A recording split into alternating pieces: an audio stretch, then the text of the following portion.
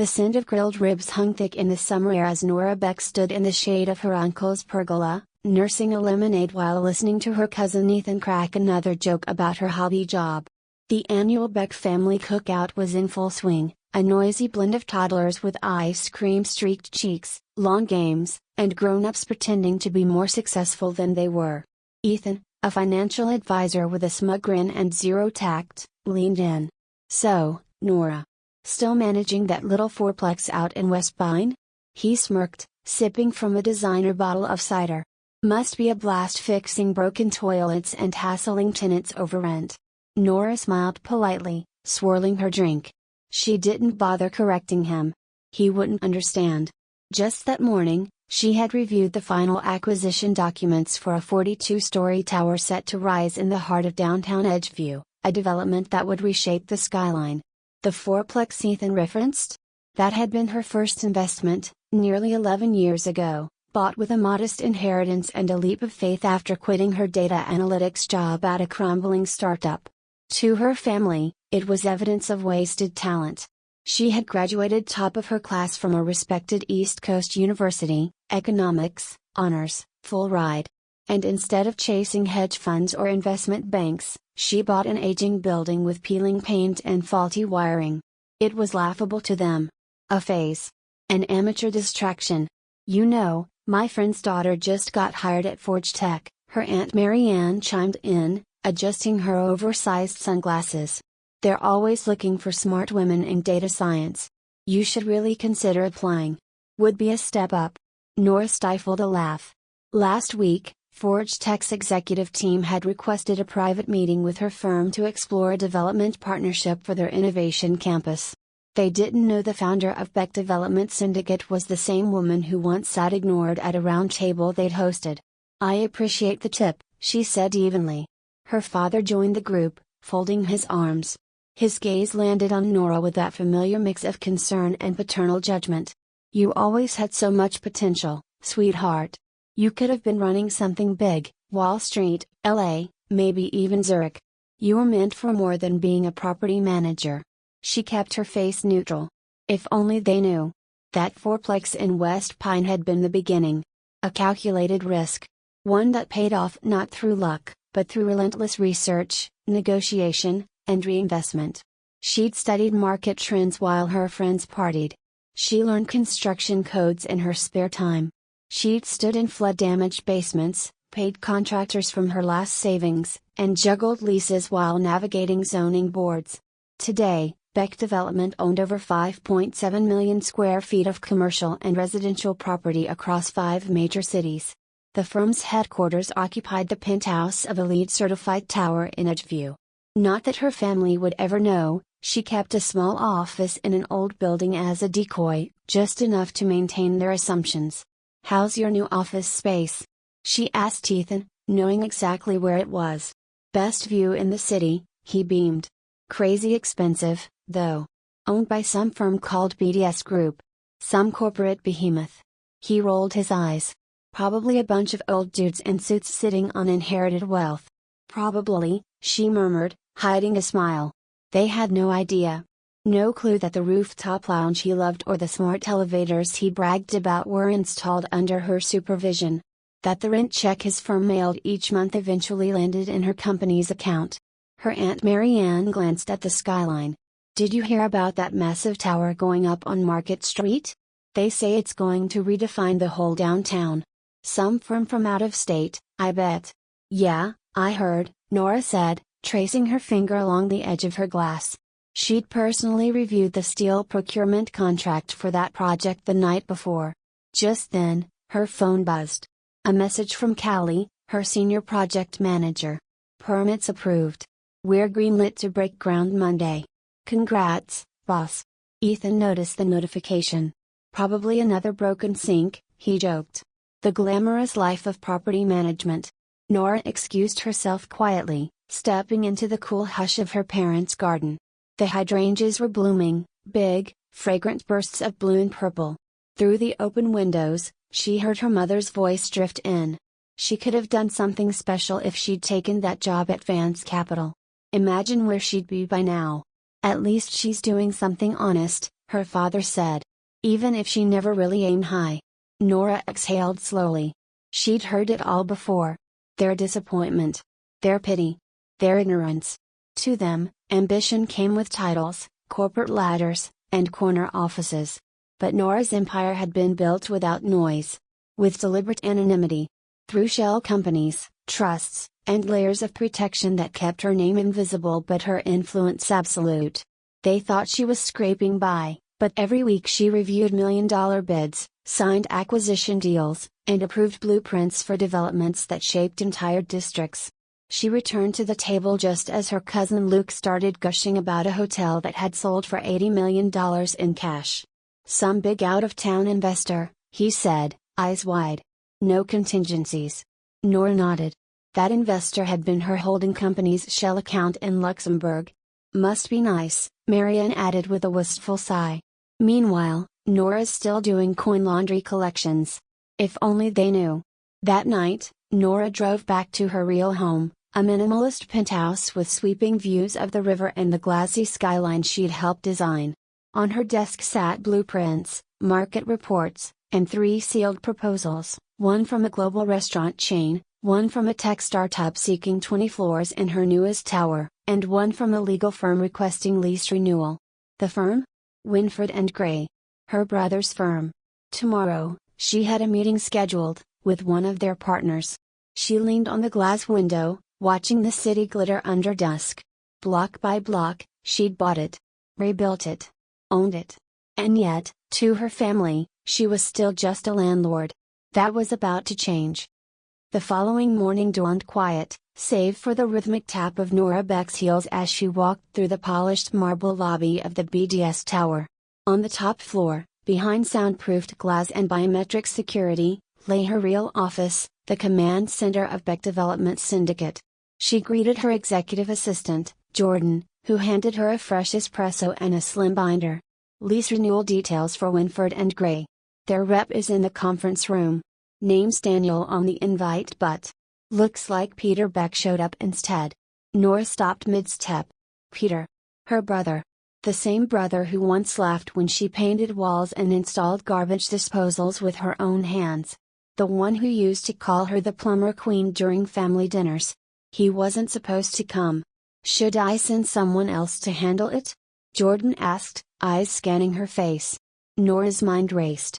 For 11 years, she'd played this game carefully, disappearing into the background while quietly building a real estate empire. She wore anonymity like armor. But maybe this moment had been coming all along. No, she said, smoothing the lapels of her navy blazer. Send him in.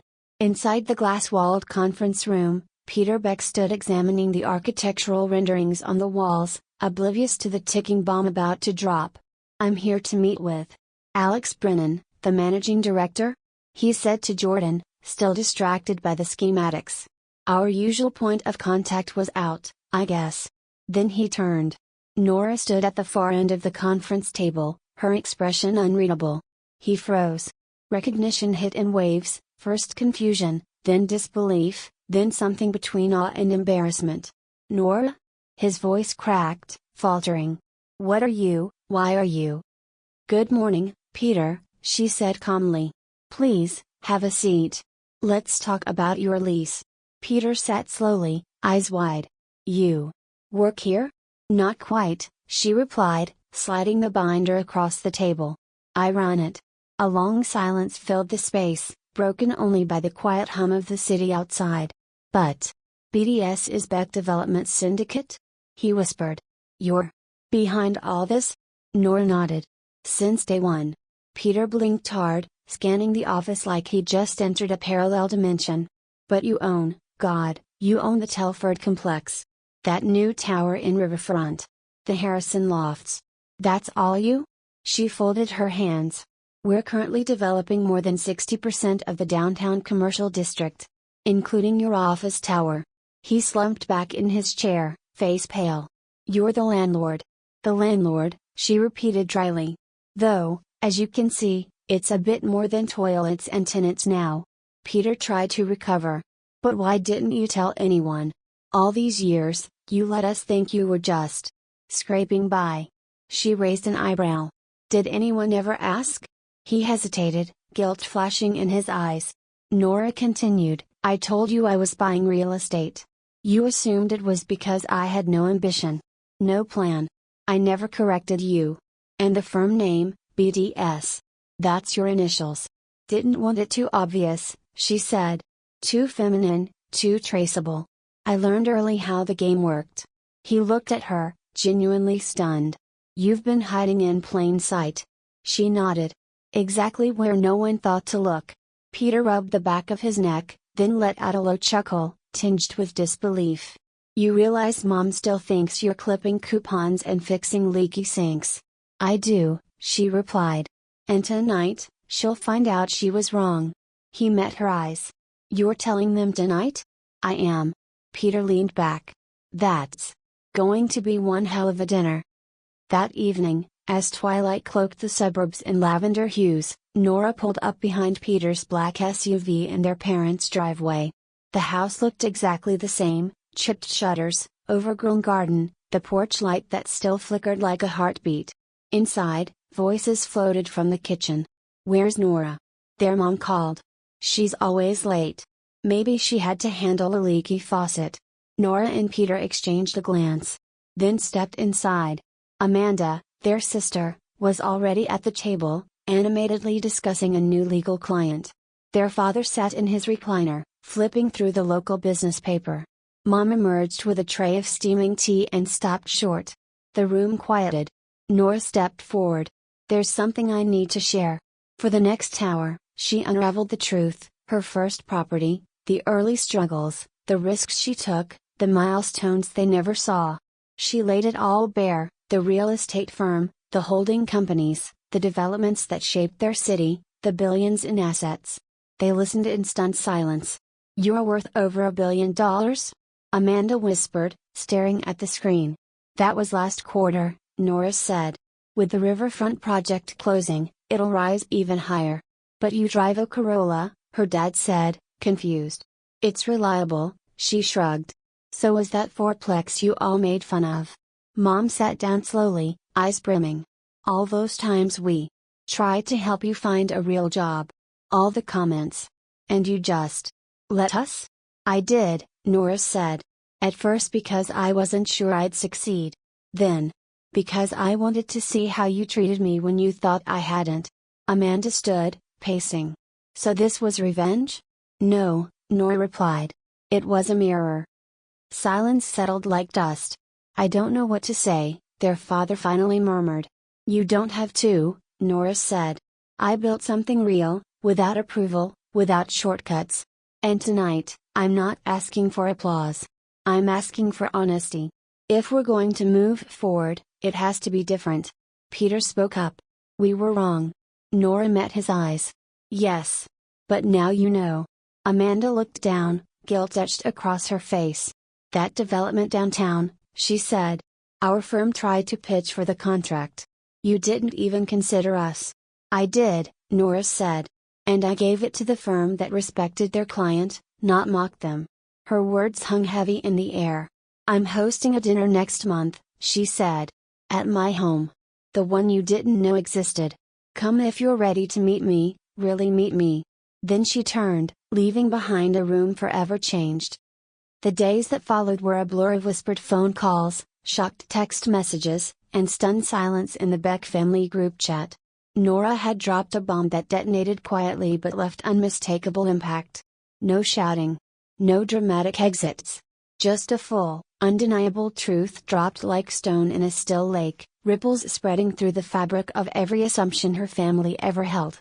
At Beck Development Syndicate, nothing slowed. If anything, Nora was busier than ever. The Riverfront District project had entered Phase 2, with site excavation complete and steel frameworks beginning to rise. The design had made headlines, an integrated vertical neighborhood with office space, retail, green parks, and a tech incubator wing that major venture capital firms were already eyeing. News outlets speculated daily about the elusive CEO behind the visionary firm. Photos of Nora from past industry events suddenly resurfaced. A few blurry shots, her in the background at conferences, speaking at private panels, walking through construction sites in a hard hat. The media called her the phantom developer. Some even claimed she was a hoax. But those in the know understood. She was real. She was ruthless when necessary. She was brilliant. And now, she was no longer invisible. One morning, as Nora reviewed a zoning change application, her assistant Jordan peeked in. "Thought you'd want to know, Forbes just ran a profile. Called you the architect of the new Edgeview. They've figured it out." Nora sighed. "I suppose it was bound to happen." He hesitated, then added, "And your sister called again. Left a voicemail. She said she's been reflecting." Nora didn't reply. A week later, the family dinner she'd invited them to finally arrived. Nora's penthouse overlooked the city like a watchtower, walls of glass giving way to sweeping river views, sleek lines softened by warm wood floors, original artwork lining the walls in calming blues and grays. The dining table sat under a floating glass chandelier, the kind that looked more like starlight than lighting. As her family arrived, there was none of the usual noise. No sarcastic jokes. No backhanded comments. Only an uneasy quiet, like they were guests in a museum of someone else's life. Peter was the first to speak. "Wow," he said, setting down a bottle of wine he'd brought. "This place is not what I expected."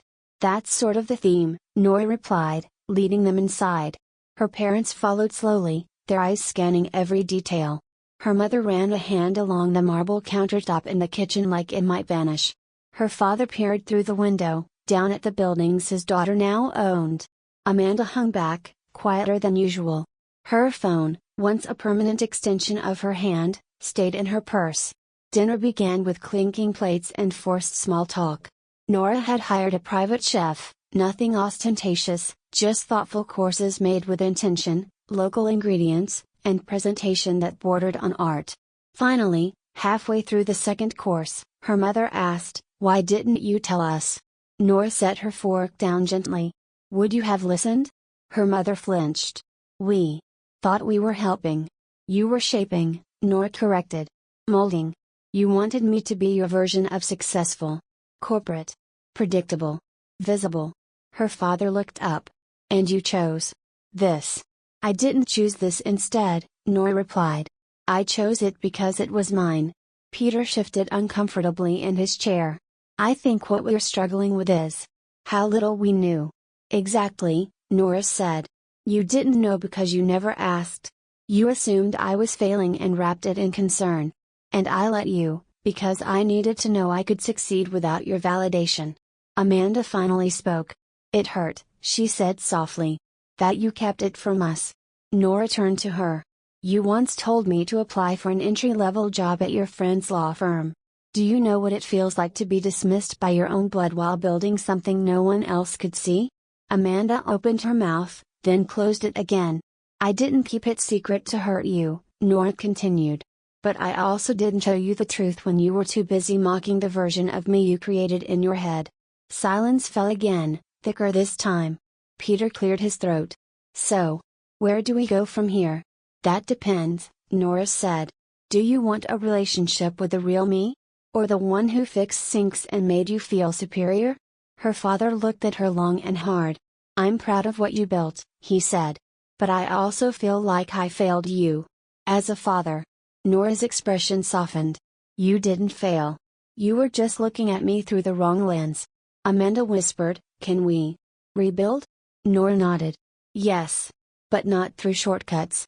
Not through assumptions. You don't get to skip the work just because we're family." In the weeks that followed, a new rhythm emerged. Peter's firm officially renewed their lease, with tougher terms, no discounts. He respected the professionalism, even thanked her afterward for keeping it real. His team now treated BDS with the deference they gave Fortune 500 clients. Amanda's law firm reapplied for a bid on a new BDS project. They won, not because of family ties, but because they proposed a better litigation strategy than anyone else. Her parents visited more often, usually just to see her. They started asking questions, not the intrusive kind, but the curious, open ones. Her mother finally read a real estate article featuring Nora's work.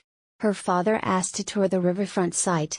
They started, slowly, to see her for who she was, not who they wanted her to be. And Nora? She never slowed down.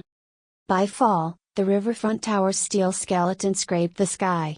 The Atwood complex, formerly an abandoned strip mall, was reborn into a sleek, community-first innovation hub. BDS began planning expansions into 3 new cities.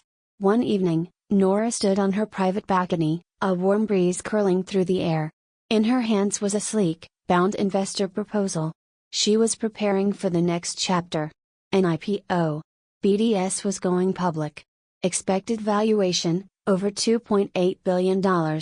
The same girl who once slept on an air mattress while fixing drywall by flashlight was now guiding one of the country's most powerful private development syndicates into the public eye. And for the first time, her family wasn't in the dark. They were right there, not as cheerleaders or investors, but as equals, learning to earn their place in her story. By the time the IPO announcement went live, Nora Beck's name was no longer a whispered secret in industry circles, it was a headline. The Phantom Developer Speaks, Nora Beck to take BDS Syndicate public in $2.8 billion IPO. Meet the woman who quietly bought half of Edgeview. From handyman to high-rise queen, how Nora Beck redefined real estate. Nora read the headlines on the morning of the press release from her corner office, a double espresso in hand and the city skyline stretched out like a trophy beyond the glass. She'd never wanted the spotlight, but now that it was here, she decided it would serve her, not define her. The news triggered a wave of media requests, conference invites, and business opportunities. Everyone wanted to be associated with the mystery mogul who built an empire from a fourplex and a busted water heater. Nora declined most of the interviews, preferring to let her work speak louder than her voice. Still, the public unveiling meant changes, some welcome, some difficult. Her inbox exploded with messages from distant relatives, old college classmates, even former coworkers who once mocked her departure from the tech world. There were coffee invitations, nostalgic greetings, and veiled pitches cloaked in just catching up small talk. Nora ignored most of them. She didn't need applause. She needed alignment.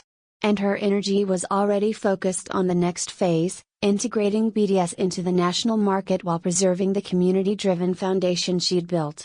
But not everyone could be left on read. That weekend, her mother called again. This time, the conversation wasn't laced with passive aggression or masked disappointment. Instead, her mother's voice trembled with something new, humility. "I read the article in the Tribune," she said. "Your father printed it out. Highlighted parts, actually." Nora chuckled. "Did he now?" "He showed it to the mailman," her mother added. "Said, 'That's my daughter.'" Nora leaned against her kitchen island, her voice softening. "It only took $1 billion, huh?" There was a long pause. "We're sorry, Nora. Truly. For assuming. For judging. You didn't deserve that." Nora let the silence sit for a moment. "I don't want apologies. I want honesty. Moving forward, not backward." "I understand," her mom said, quieter now. "Are we invited to the shareholder launch party?" "You are," Nora replied. "But you'll need to RSVP like everyone else." The launch event was held 3 weeks later at the Lumen, a newly completed high-rise Nora's firm had designed and built from scratch. It was the crown jewel of her portfolio, a shimmering structure with fluid lines, eco-conscious architecture, and an interior designed to blur the line between luxury and functionality. The room buzzed with venture capitalists, city officials, tech CEOs, and urban planners. Everyone who mattered in Edgeview was in attendance.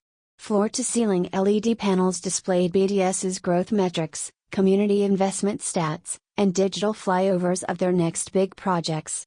Nora stepped onto the stage just as the room dimmed and a spotlight found her. She wore a deep emerald suit, sharp, intentional, commanding. "Thank you for being here," she began, voice calm, clear, and unmistakably hers. BDS Syndicate was never meant to make headlines. It was meant to make impact. To shape cities without erasing their soul. To turn forgotten corners into vibrant communities.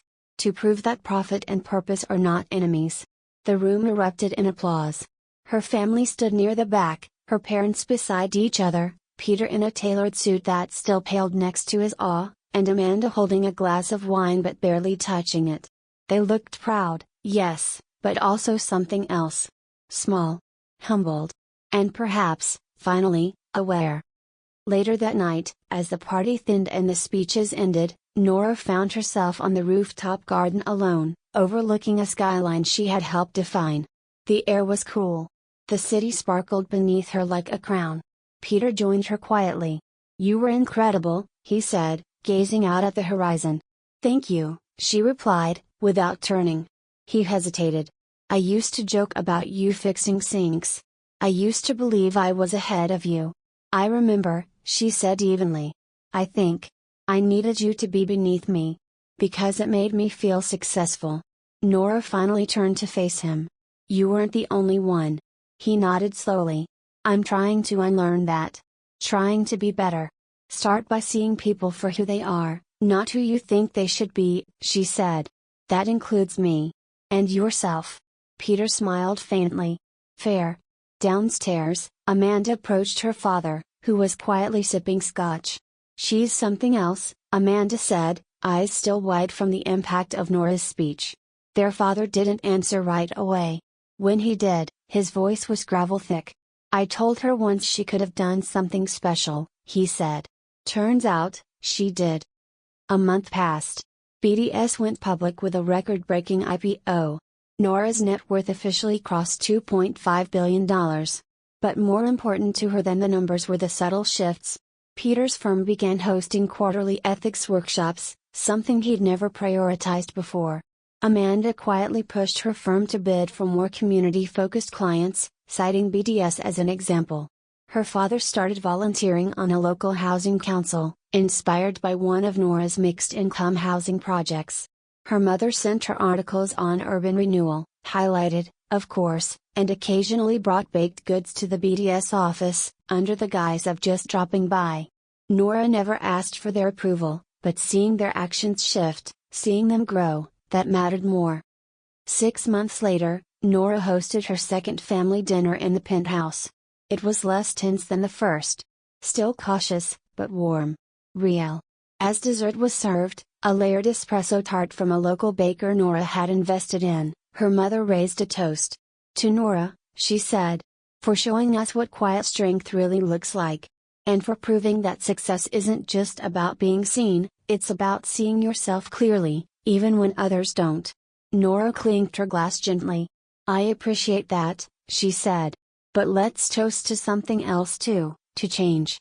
Not just in skylines, but in hearts." The glasses touched. And for the first time, the Beck family didn't feel like a burden Nora carried or a mirror she held up. They felt like companions in a new chapter, one built on understanding instead of assumption, respect instead of ridicule. Nora Beck stood in the atrium of the Riverside complex, surrounded by the soft hum of a living city. The lobby smelled faintly of cedar and fresh concrete, dotted with curated planters and glass walls that reached toward the sky like open palms. Outside, the Riverwalk stretched along a once abandoned industrial corridor, now reborn with art studios, tech labs, community centers, and open-air cafes. Everything was alive here. Because of her. The final beam had been placed that morning. Her team signed it with silver markers before it was hoisted into place. A tradition. A tribute. A culmination. 10 years ago, she had stood in the basement of a decrepit fourplex, knees scraped, fingers numb, wondering if she'd made the biggest mistake of her life. No safety net. No applause.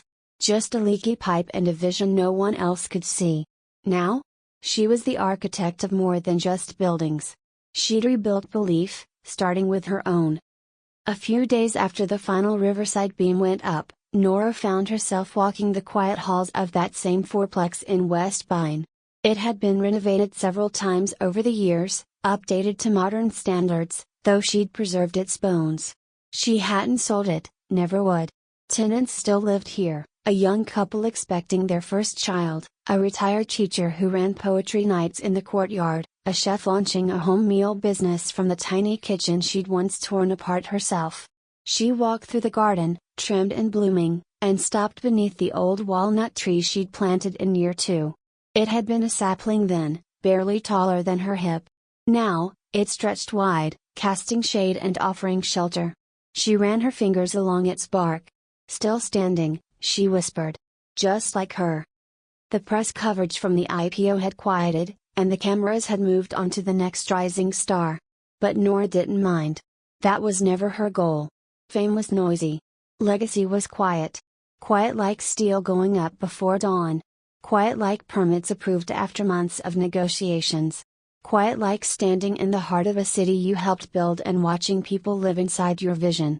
At BDS, the team had grown to over 200. But Nora still handpicked every architect. Still reviewed each community proposal. Still sat in on zoning hearings when they mattered most. The company's values hadn't changed. Each project had to serve. Revitalize without erasing. Profit, yes, but never without purpose. Her new Eastview development would dedicate 30% of residential units to low-income housing, an unprecedented move for a firm her size. Investors grumbled. City residents celebrated. Nora held the line. At home, she'd made peace with the shifting dynamics of her family. Peter still worked at Winford and Gray. Their relationship had grown into something more than obligatory. It was thoughtful now, mutual. He stopped trying to one-up her and started asking genuine questions. Sometimes they shared lunch near her office, not as a favor, but as siblings learning to see each other for the first time. Amanda had pushed her firm to adopt new pro bono policies. They even won another BDS contract, competing fairly, delivering results. For once, her praise of Nora didn't feel rehearsed. It felt earned. Their parents still wrestled with the enormity of it all, occasionally dropping phrases like IPO and sustainable development into casual conversation as if trying to keep pace. Nora let them. They were learning. Trying. One night, her father stayed behind after a family dinner. You know, he said, nursing a cup of chamomile, I always imagined you working in a tall building. Just never imagined you'd be the one owning it. Nora smiled gently. Neither did I. At first. He looked up. I used to think you were throwing your life away. I know. I was wrong. She put a hand on his. I know that too. Months passed. The Atwood complex opened to public tours. The Riverwalk expansion brought new life to Edgeview's Arts District. BDS opened satellite offices in Denver and Charlotte. The Eastview site broke ground. And Nora? She worked. She walked her properties at dawn. She mentored new hires. She stayed rooted. She never stopped visiting West Pine. One afternoon, a local journalism student requested an interview, not for a glossy magazine or a national outlet, but for a university paper. Nora agreed. They sat under the walnut tree. The student, awkward but eager, asked, When did you know you were building something bigger than just buildings? Nora looked around, at the bricks, the windows, the people passing by. At the tree that grew from a sliver of hope and a handful of dirt. I think I always knew, she said slowly. But it didn't matter if anyone else saw it. I wasn't building to be seen. I was building because it mattered. The student scribbled, then hesitated. Do you ever think about what you gave up? Nora smiled. All the time, she said. But not with regret. With clarity. I gave up the version of success everyone else thought I should chase. And in return, I got something better. I got to build my life on my terms. The article went viral in the university circuit. Legacy in Silence, How Nora Beck Rewrote the Blueprint of Success. It wasn't flashy. It wasn't dramatic. But it resonated. Young women emailed her. Immigrants. Creatives. Builders. Parents starting over. All of them chasing something only they could see. Nora read every message. She replied to most. Always personally. Because she knew what it meant to be underestimated. To be doubted. To be told your dream was too small or too strange or too slow. But she also knew that some dreams grow in quiet soil. That slow wasn't stagnant. That strange wasn't failure. That silence wasn't weakness, it was strategy. On the 10th anniversary of BDS's founding, the team threw a party in the courtyard of the riverfront building. There were no fireworks. No flashy gifts. Just lights strung between buildings, soft music, food trucks with local chefs Nora had helped fund, and an open mic for employees and residents to share stories. One by one, People stood and spoke. A woman who escaped domestic violence now managing an apartment complex built by BDS. A former teacher turned youth program leader in a BDS-sponsored education hub. A young architect whose first design had been greenlit by Nora herself.